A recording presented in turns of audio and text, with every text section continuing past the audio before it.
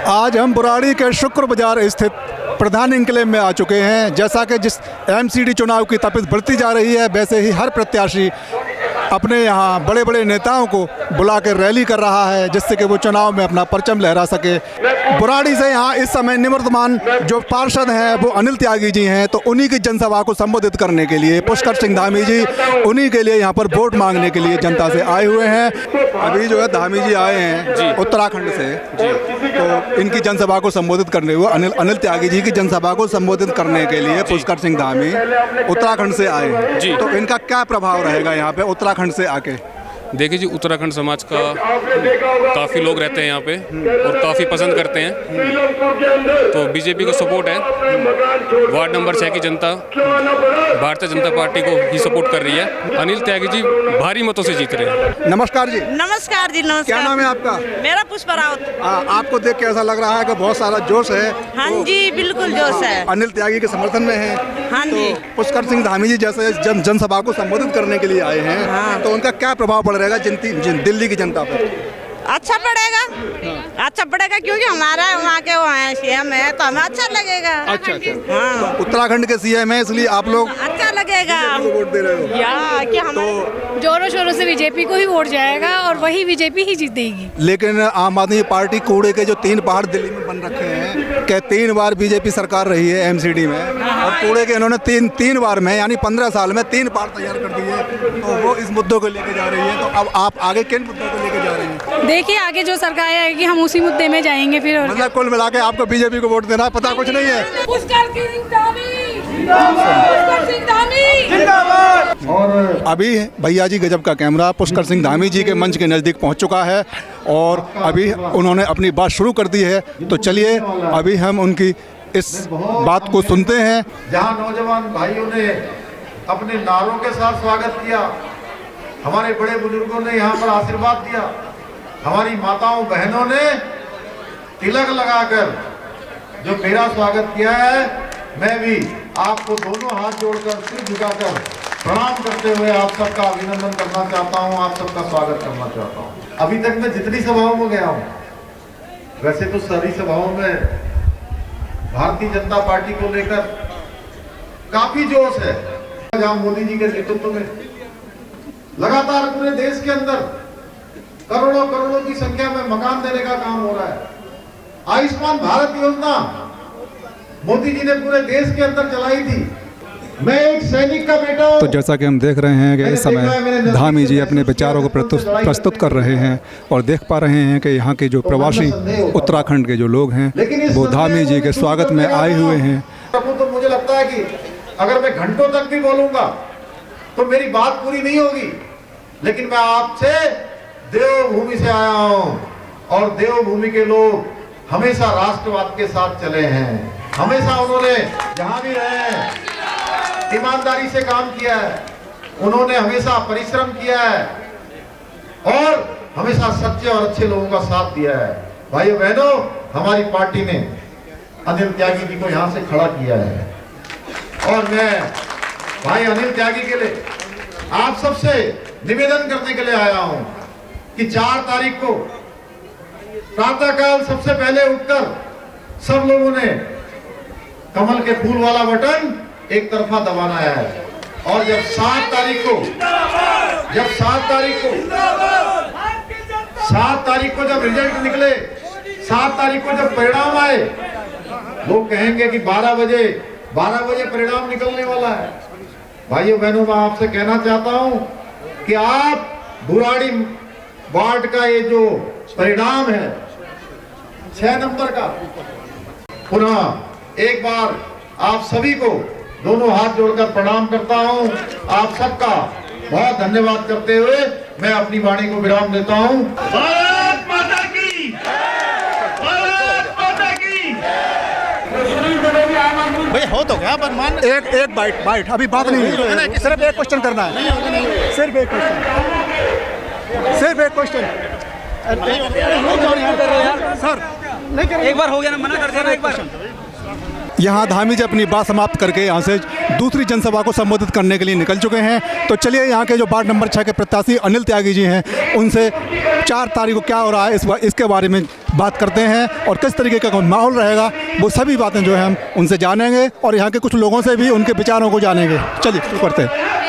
4 तारीख को जो वोट पड़ेंगे तो क्या देखते हो आप इस बार? आप इस समय निवर्तमान पार्षद हो यहाँ से। हम जीतेंगे और जनता का समर्थन हमें मिल रहा है।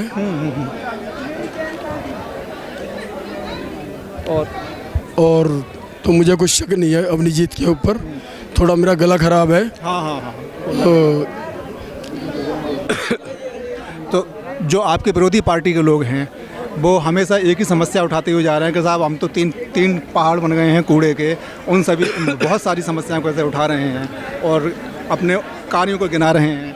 तो आप अपने किन कार्यों को आगे जो है जनता में जो है गिना? जो कूड़े के पहाड़ हैं, आप जाके देखिए भलसवा लैंडफिल पे, गाजीपुर पे कितनी मशीनें लग रही हैं, उसका खाद बना रहे हैं, बिजली बनाने का काम चल रहा है उससे। जो प्लास्टिक है उसको हाईवे पे डाल रहे हैं। तो मुझे नहीं लगता जिस स्पीड से काम चल रहा है वो 1.5-2 साल के अंदर कम हो जाएंगे। और वो आज के नहीं है, कांग्रेस के टाइम के हैं, वो आज के पहाड़ नहीं है कोई। तो जैसे कि अभी धामी जी जो सभा करके गए हैं आपके फेवर में, तो आपको क्या लगता है कि ये पूरी की पूरी भीड़ जो है 4 तारीख को किस करवट बैठेगी? आप न्यूज़ चैनल वाले हैं, आप एरिया का सर्वे करें, आपको पता लग जाएगा कि भाजपा जीत रही है और दिल्ली में भाजपा का मेयर होगा। जनता केजरीवाल को समझ चुकी है।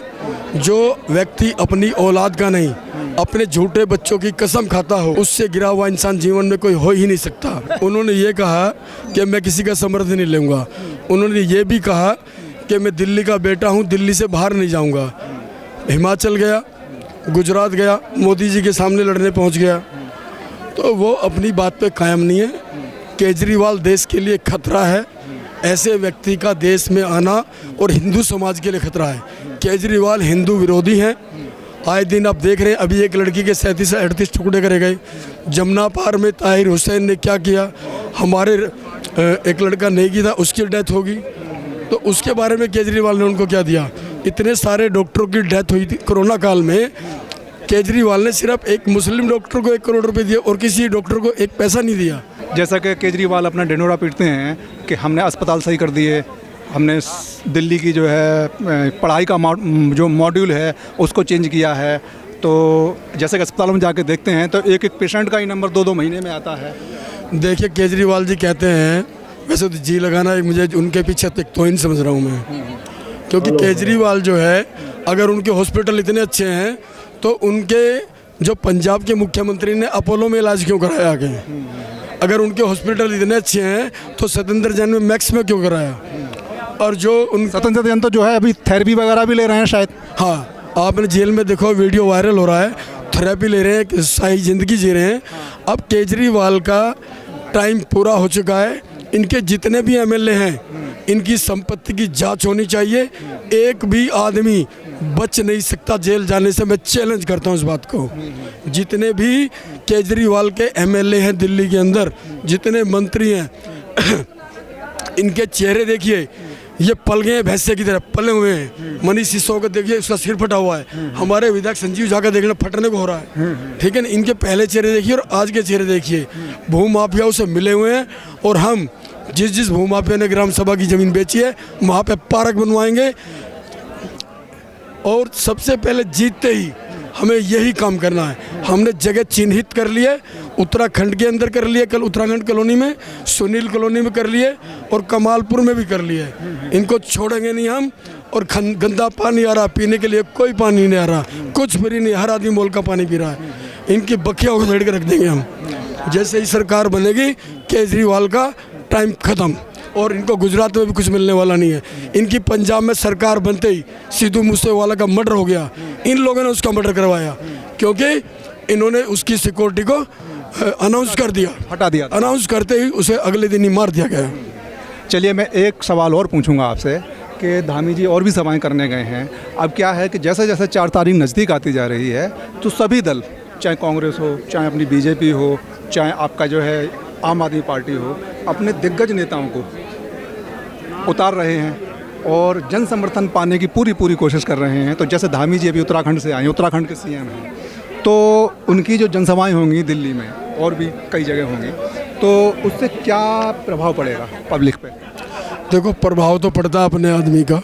हर व्यक्ति जुड़ा हुआ है पार्टी से भी, और धामी जी ने अच्छे काम किए हैं मोदी जी के नेतृत्व में। 22 सालों में ऐसा हुआ है कि धामी जी दोबारा वहाँ पे मुख्यमंत्री बने हैं ना। उत्तराखंड में हर 5 साल में कभी कांग्रेस कभी बीजेपी, कभी कांग्रेस कभी बीजेपी। तो धामी जी के आने से, धामी जी साफ छवि के व्यक्ति हैं और उनके आने का फ़र्क जरूर पड़ेगा। और हमने भी क्षेत्र में काम किए हैं और हम जनता की जान और माल की सुरक्षा की गारंटी लेते हैं कि कोई भी हमारी क्षेत्र, हमारे कार्यकर्ताओं की तरफ, हमारी जनता की तरफ, हमारे समर्थक तो लखा नहीं सकता। धन्यवाद।